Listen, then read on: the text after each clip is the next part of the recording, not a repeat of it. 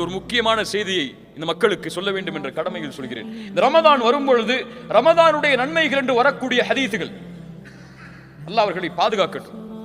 யார் ரமதானை அறிவிக்கிறாரோ முதலாக அவரை அல்லாஹ் நரகத்திலிருந்து விடுதலை செய்கிறான். நான் அறிவித்தேன், நீங்களும் அறிவியுங்கள். யார் சொன்ன ஹதீஸ்? ரவாஹு ஃபேஸ்புக் இப்படிதான் எழுதணும். அல்லாஹ் பாதுகாக்கணும். இந்த மக்களுடைய இல்முடைய குறைபாடு எவ்வளவு தூரம் அவர்கள் இழுத்து சென்று விட்டதென்றால் அறிவிப்பாளர் யார்? அவர்களுக்கெல்லாம் இந்த ஃபேஸ்புக்கும் ட்விட்டரும் வாட்ஸ்அப்பும் தான் அவர்களுக்கு அறிவிப்பாளர்கள். அறிவிப்பு வந்தால் எடுத்து சொல்வார்கள்.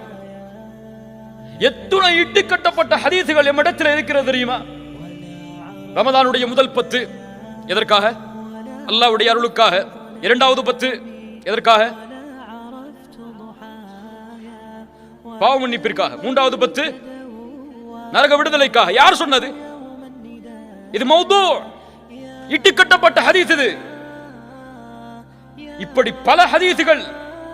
ரமதான் என்று சொல்லாதீர்கள், ஷஹ்ரு ரமதான் என்று சொல்லுங்க. தஈஃபான ஹதீஸ், அது பலகீனத்திலும் பலகீனமான ஹதீஸ்.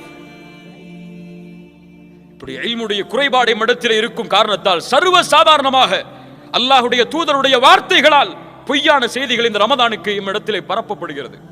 ஒரு செய்தியை கேள்விப்பட்டால் தெரிந்தவர்களிடத்தில் முதலில் சென்று இது சஹீஹா தஈஃபா, இதை மக்களுக்கு எடுத்துச் சொல்லலாமா என்ற உறுதியை தேடிக்கொள்ளுங்கள். அல்லாஹ் ரப்புல் ஆலமீன் நமக்கு தெளிவை தரட்டும்.